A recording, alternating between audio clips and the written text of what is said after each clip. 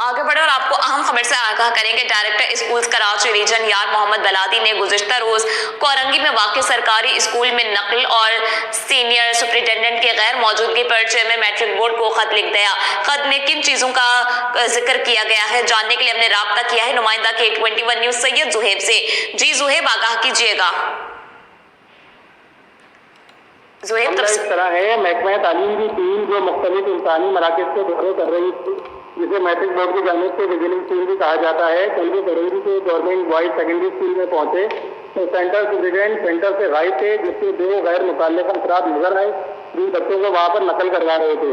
Director secondary यार मोहम्मद बलादी ने जब उनसे पूछा कि आप कौन हैं और यहाँ पे क्या काम कर रहे हैं, तो उनमें से एक ने अपना तारुफ सेंटर सुपरिटेंडेंट के भाई और पुलिस इंस्पेक्टर के तौर पे करवाया, जबकि दूसरे ने अपना तारुफ ASS के इंस्पेक्टर के तौर पे करवाया।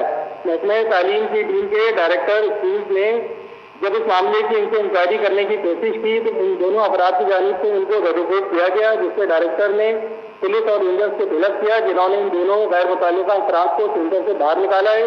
जबकि डायरेक्टर ने सारे मामले को चेयरमैन मैट्रिक बोर्ड को लेटर लिखते हुए वाजिब किया है कि नकल कराने की मद में 1 से 5,000 रुपये वसूल किए जा रहे हैं और सेंटर सुपरिटेंडेंट की जगह उनके अगली ड्यूटी सर अंजाम दे रहे हैं।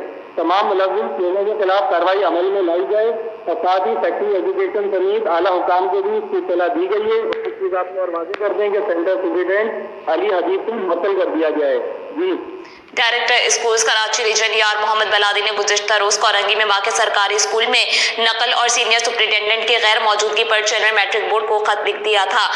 इसी हवाले से हम अपडेट करे थे हमारे नुमाइंदे सैयद जुहेब। आपका